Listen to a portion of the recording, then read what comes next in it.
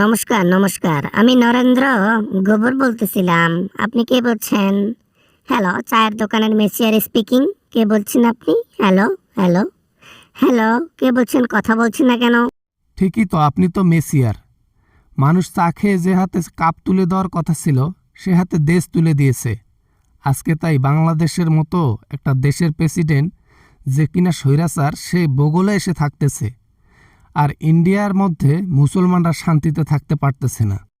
মুসলমানদের স্থান নাই এই হিন্দুস্তানে, তাদের স্থান হবে না। কারণ আমি চাই না বাংলাদেশের মতো দেশ থাকতে আমাদের দেশে মুসলমানরা বসবাস করুক। আমি চাই না ওরা ওদের দেশে যাক। হে বেটা নরেন্দ্র মোদী, কেন তারা মুসলিম হয়েছে তাতে কি হয়েছে? কলকাতায় বিজেপি হওয়ার পরের দিনেই মসজিদের মধ্যে গান বাজনা, মুসলমানদের পেরেশানি। এগুলা কি বেটা? এগুলা তো জব্দ, এগুলা তো পেরেশানি। এগুলা করা হয় এজন্য যাতে এদেশে তারা না থাকে। আর আমরা এটাই চাই, এটা কন্টিনিউ করব আমরা। বোঝো নাই ব্যাপারটা? বুঝতে হবে। এই ফোন রাখ রাখ। বেটা ফোন রাখবো কেন? কেন মুসলমানরা এদেশে জন্ম নেয় নাই? মুসলমানরা কি এদেশের জনগণ না, নাগরিক না? তাদের পেছনে বাস দিতে হবে কেন? সবসময় তাদের পেছনে লাগস কেন? তারা আমাদের গোমাতাকে, মানে ওই যে গরুকে কোরবানি দেয়, মানে কোরবানি যখন মুসলমানদের ঈদ আসে কোরবানি দেয়। এমনিতে গরুর মাংস খায়, তা কি করব? ওটা তো আমাদের গোমাতা, তাই না? সহ্য হয় না।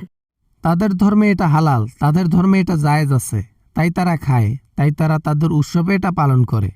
তোমাদের উৎসবে তারা কখনো বাধা দিছে কোনো কিছু? তাহলে তোদেরকে কেন দিতে হবে? আমরা দেই, আমাদের পাওয়ার বেশি তাই আমরা দেই। 140 কোটি জনগণের মধ্যে মাত্র 20 কোটি মুসলমান। তারা কি পারবে আমার সঙ্গে? তারা কি পারবে? পুরো হিন্দুস্তান আমার পেছনে আছে। আমরা চাই না এসব।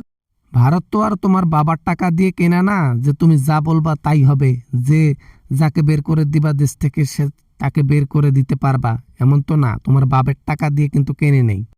আরে রাখো, তোমার বাবার টাকা লাগে নাকি? দেশের প্রেসিডেন্ট মানে দেশের মালিক হচ্ছি আমি। মানুষ তো এখন ওই মূর্তি ছেড়ে আমার ছবিতে পুজো করে। কথা বোঝো নাই? কোন পর্যায়ে নিয়ে গেছি মানুষকে, সেটা বুঝেছো? এ ভালোবাসা কিছুদিন থাকবে, এ ভালোবাসা বেশি দিন থাকবে না। এ ভালোবাসা শেষ হবার পর তুমি পালানোর জায়গা পাবা না। যে তোমার পুজো করে সেই তোমাকে আবার উপরে পাঠাই দিব। বাবা না, মানে হয়েছে রাহুল গান্ধী। থাকো থাকো থাকো, চুপ করে থাকো। তোমার কথাই হয় না। তুমি কি সব ভুলভাল বলতেছো? তোমার কথা একটুও হয় না। কোথায় আমি আর কোথায় তুমি?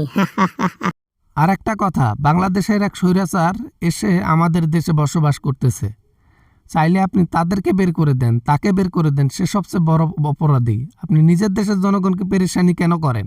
কেন মুসলমানদের দেখতে পারেন না? অথচ একটা ক্রিমিনাল, একটা ওই আসামি স্বৈরাচার, তাকে স্থান দিছেন। স্থান দেব না? সে আমার প্রাণ, সে আমার জান, সে আমার কলিজা, আমার পরাণ, আমার জান, সোনা পাখি, বউ, সব কিছু। সে যখন ক্ষমতায় ছিল আমাকে বিনামূল্যে অনেক কিছু দিয়েছে। আর আমি সেটা ভুলবো না, সেই ঋণ শোধ করতেছি।